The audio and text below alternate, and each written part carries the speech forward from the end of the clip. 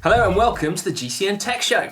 This week we've got new bikes, new saddles and a giant water bottle cage. Yeah, and we're also tackling that age-old question, should you buy a better frame with worse components or a worse frame with better components?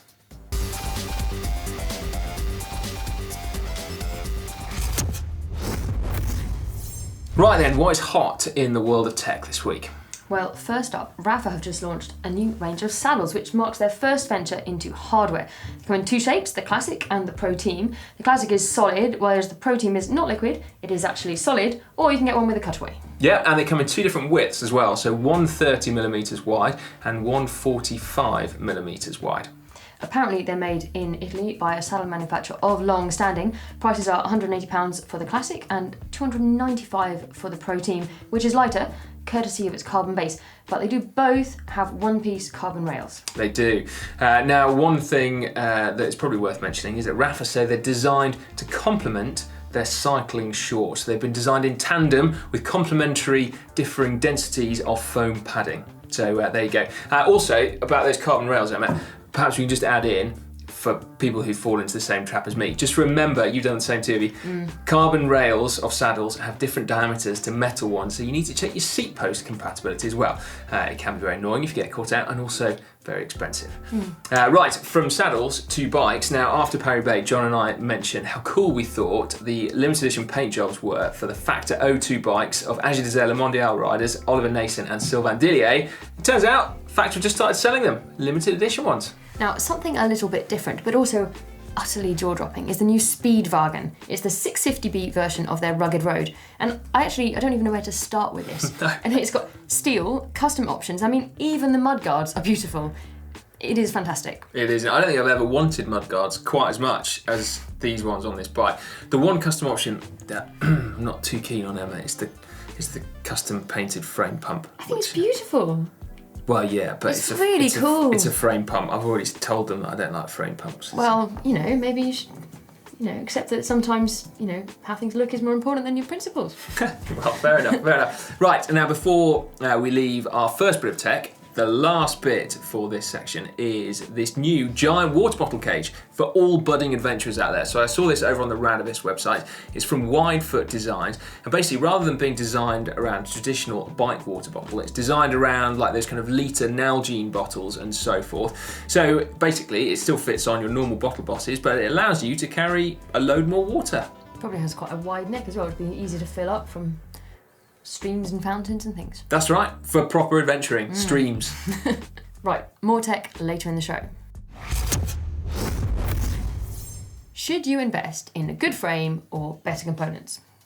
It's an age-old decision, putting more of your budget into the frame, bearing in mind that you can and probably will upgrade the components over time to upgrade the bike, or buy the very best components you can at the expense of the frame. Yeah, now we get asked this question quite a lot, but it's front of mind because we had a question from a lad called Matt Taylor over on Instagram, and he was wondering whether he should buy an Orbea M20, which has Shimano Ultegra group set, or for the same price, an Orbea Orca M30 Pro, which has a slightly higher grade of carbon fibre in the frame set, but at the expense of the group set, which is now Shimano 105. So should he get the better frame set and then upgrade the components at a later date? Well, let's try and work it out, shall we? I mean, each purchase is obviously subject to individual choice and the rider preferences, but we do think that there are some golden rules. That's right. The first thing I think we should probably answer is, does a frame make that much difference? And the answer is probably yes, actually. Certainly at some points, yeah. And what we're thinking now is about that price point where people are making the decision between going from an aluminium frame to a carbon frame. And in this case, often, but not always, you'll save quite a bit of weight by going to carbon, maybe up to ½ kilo. And often, but not always, the frame will be more comfortable and stiffer as well. On the flip side, will your more expensive gears perform better? It's unlikely. However, it is worth considering that you get bigger jumps in performance at lower price points, so from Sora to Tiagra and from Tiagra to 105.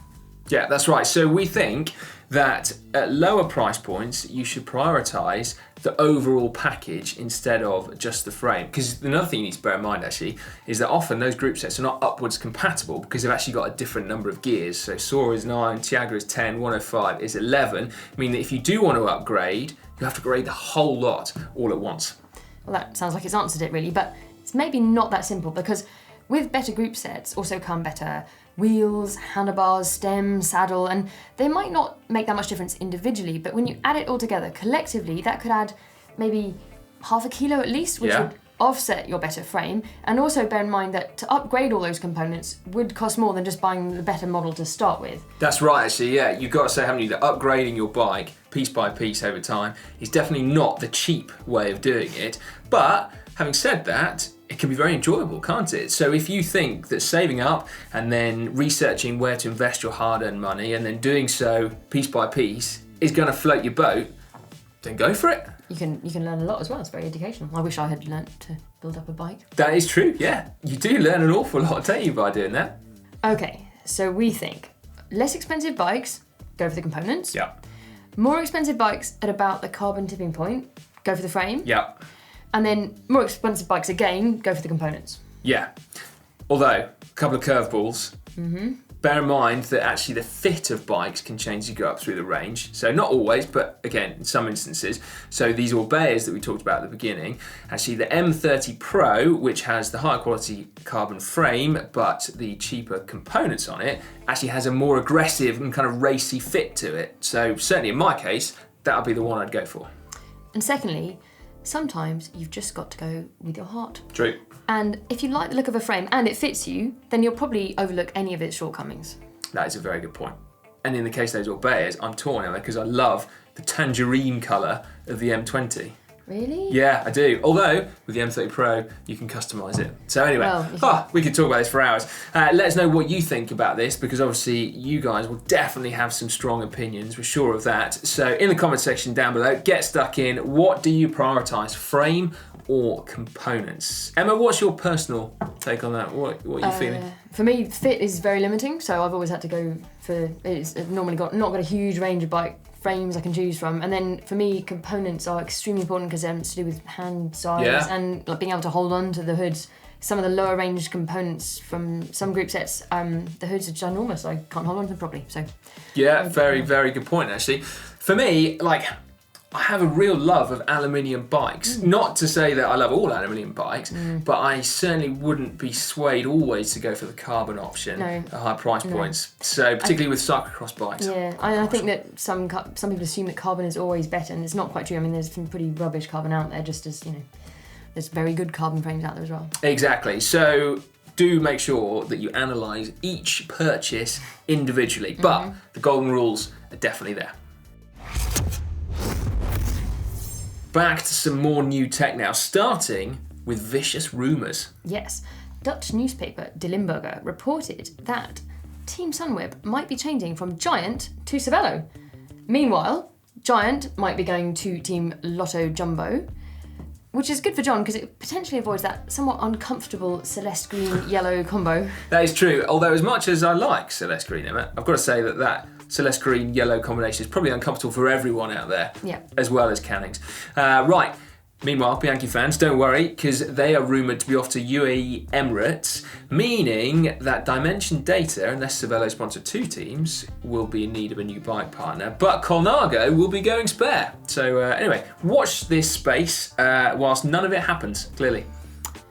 Right, last week we reported on Limar's newest helmet, the Air Master, and just after we'd done that show, Team Astana showed up on the flanks of Mount Etna wearing yet another new Limar helmet, the Air Pro. That's right. Now perhaps an update to the classic Limar Ultralight, which we all remember, don't we? No. They claim that it's 20% more efficient, presumably aerodynamically, than the Ultralight. Still got 20 vents to it, and they've also incorporated some carbon wings on there, a little bit like that Met Trenta that we unboxed a few weeks ago. Now the weight for a size medium is 230 grams, which is not ultralight. That one was 187 grams for a size large, I believe. But anyway, nevertheless, 230 grams is still pretty light. Yeah, that is pretty light. Anyway, from heads to feet now, Thibaut Pinot has been spotted sporting some custom Giro Factor Tech Lace shoes, and these are the ultralight version at 210 grams. Yeah, that's quite feathery, isn't it? Can I say, Emma, for the record, that I think Thibaut Pinot is just cool. Like, I don't know what it is about him. You can say that. Thanks. Like, his style on the bike is just cool. And even the Groupama FDJ kit, which makes all of the team look like they're racing in a white gilet, I think he just looks cool. I guess that's just French style for you. Yeah. Now, speaking of style, this is a bit of an odd one, but streetwear brand Palace have teamed up with Oakley M-frames in a collaboration. It's very retro and very cool. Yeah, I think that's quite cool. I'm also slightly scared, Emma, because M-frames I remember quite vividly from the first time around, and now they're coming back as retro, which I guess happens to us all eventually. That I guess I'm lucky I didn't ride as a child, otherwise I'd remember that. yeah, no, I was a child. I was just a kid, Yeah. just a slip of a lad. A bit like bum bags, which are now cool again. I remember those first time as well. Bum bags are not cool. No way. Emma, watch this space. Fanny packs. Right, who am I to judge? I know nothing Fanny about them, packs are clearly. back. Oh dear. Trust me. At some point soon, I'm sure you have a fanny pack. I have a running waist belt. Ha! That's a fanny pack. It's See, not a you've fanny already got pack. It's one. not even a bum bag. It's nowhere near my bum. You didn't It's even waist. know that you were that cool, but you are. You're Very running with a practical, fanny pack very on. practical for carrying keys and bog roll. See, that's why people start wearing them in the first place. Steezy. That's what it is. What's easy? Style with ease. Oh, God. Okay, it is Wall of Fame time now. That's right. And this week, well, as always, it's a big one. Potentially as revolutionary as anything we featured so far. I think it is the most revolutionary. Really? Yep, it is the first ever Lycra cycling short, invented by one Tony Meyer of Assos. That's right. Very interesting backstory to this one. So back in the 70s, Meyer became convinced of the importance of aerodynamics in cycling. And so he actually ploughed considerable sums of his own money into developing an aero bike. However, he became quite upset when they actually got around to aerodynamically testing said bike, because they realised that as soon as they stuck a rider on, any improvements kind of went out the window. Yeah, so he set about trying to make the rider more aerodynamic, and one of the things he realised was that the woolen clothing was really slowing the rider down. So he used the new space-age fabrics that were being used in skiing and set about making a cycling short. He got in touch with DuPont, who are the owners of the Lycra brand in the USA, and away he went. Yeah, in 1976, the first shorts were made, and then by 1977, most of the professional peloton were begging, borrowing, I'll refrain from saying stealing, certainly buying their own Assos cycling shorts. And so that was it. The era of wool gradually disappeared, and we soon became defined by this very shiny, very skin-tight Lycra. Which is a weird thought, actually, isn't it? Yeah, I have to say that I'm also happy that some of Meyer's more bizarre inventions didn't take on. For example, he invented an aero harness to strap the rider into an aero position on the bike, which sounds incredibly uncomfortable. It does, doesn't it? Hats off to the UCI for banning that one. There aren't many things you can say it's good to ban, but I think the aero strap, probably one of them. Sounds very unpleasant. Yeah, anyway, we salute Tony Meyer, inventor of the Lycra cycling short. Bike of the week. Last week. I'm so chuffed with my singing. Isn't that great? It's very good. Thanks. Anyway, last week we had two custom bikes going head to head. We had the pink BMC T-Machine of Rohan Dennis with Shimano Dura Ace Di2 group set, C40 carbon wheels and a matching helmet too. That's right, versus Elia Viviani's specialised Venge Vias disc with subtle purple accent. Shimano Di2 group set with discs, obviously. Roval wheels. And this was a close one this week. You want to know the results? Yeah. Yeah, okay. 55% of you went for the Specialised. Wow. There we go. I honestly didn't think purple could ever be subtle, but there you go. Well, yeah, but more subtle than the pink. Yeah. Yeah. Anyway. This week it is two bikes that you will be getting a closer look at thanks to John filming pro bikes at the Giro d'Italia, but we're going to give you a sneak peek. Yeah, we are. Right, so first up we've got this beautiful De Rosa of Ben Hermans of the Israel Bicycle Academy. We've got Vision wheels, we've got FSA components and a Di2 group set, and it goes up against head-to-head with Ryan Mullen's Trek Madon. Again, Shimano Di2 group set, but with Bontrager wheels and actually a lot of integrated components for their aerodynamic properties. So get involved. Vote now. Which one is your favourite? Italian versus American? But otherwise they're quite similar, I guess. Right then, it is time for Bike Vault. Obviously, John is away at the Giro, and thankfully he's taken his horn with him, so that's a bonus, isn't it? We're safe for now. Make sure if you want to get your bike possibly shown in the Bike Vault, then you need to send us an email with your pictures, and the email address is on screen now, hopefully. might want to take note of the unwritten rules about how to prop your bike up first. Indeed, it is not easy to get a super nice, is it? Right, should we get started, Emma? Yes, let's get started. Right, first up, we have got this Kona Red Zone from Ryan Doherty. It's got SRAM Red, it's got Zip 303s, and this photo was taken in Oregon. Yeah. You know what? I like that. I like the fact that it's something different. Not often you see a Kona road bike, is it? No. But I think it looks pretty cool. Nice position on there. Yeah. Levers in the right place, in the right gear, pedals level. Cracking view as well. Yeah, I do like the view, yeah. What are we thinking? I think just from an aesthetic point of view, I think he should have chosen a different backdrop because it merges with the colour of his frame. Ooh. But, that's just a styling point of view. I'm not saying the bike isn't nice, or even super nice, potentially. But You're holding back from super nice, aren't you? I am, a little bit, yeah. Ryan, there you go. I'm sorry. Emma's fault. You only got a nice. I would have given you a I super feel nice. really bad. You should do, Emma. That's disgraceful. Sorry, yeah. Right, this one I think is super cool. This was sent in by Mark Lockwood. He's saying, for all the Brits out there wondering, the blue stuff in the photos is called Sky. Yeah, thanks, Mark. Anyway, this is an Eastway Zenna prime wheels, and he's converted it to one by. Oh yeah, and this is the cool bit. He says because he's getting old and he never uses the drops, he got rid of them. Have a look at that.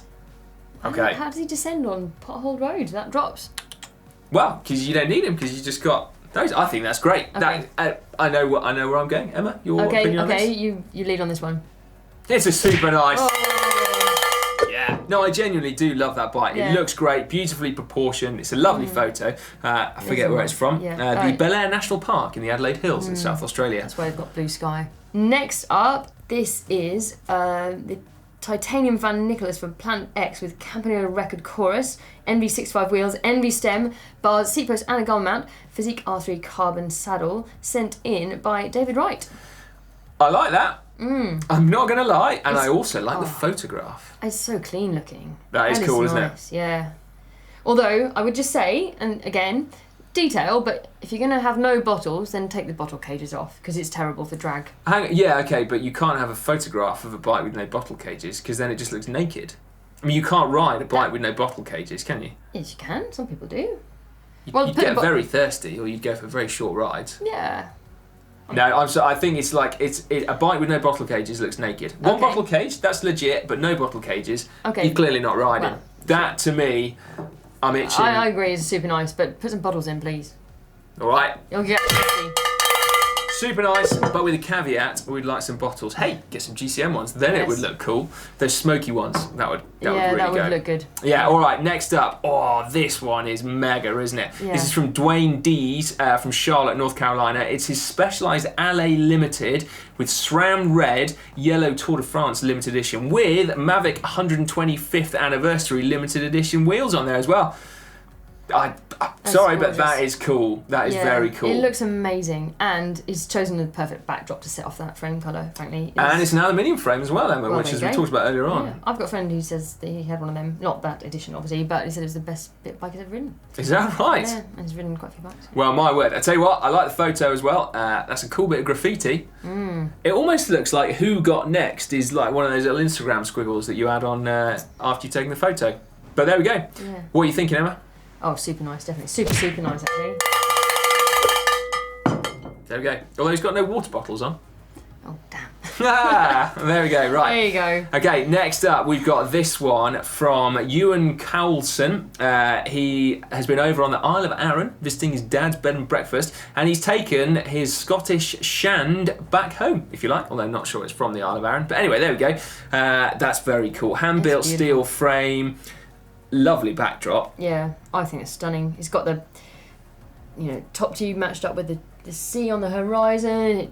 It's also got blue sky, Yeah. so sometimes it does. Exactly, in shine Scotland even, and that must have been one day a year.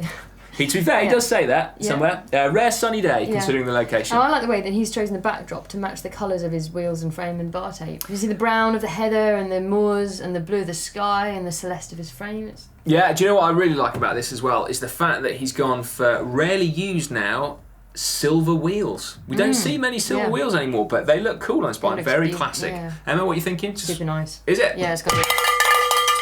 There we go, super nice. With one water bottle this time, in cage.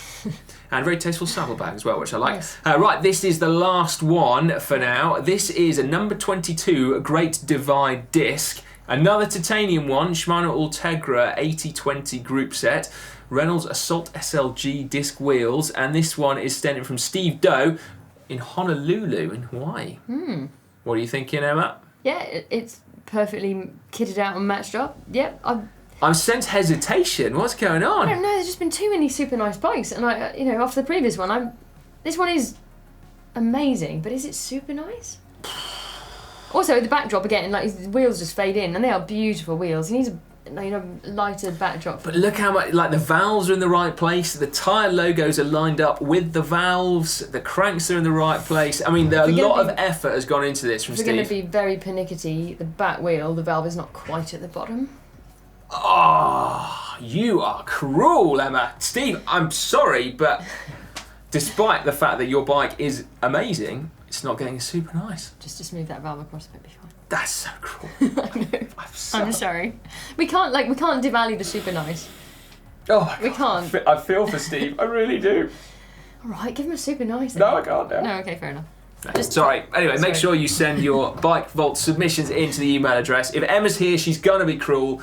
Yeah, we've got to maintain standards, guys. If it was me, I'd basically just be ringing that constantly. So yeah, you just like ringing the bell, though, don't you?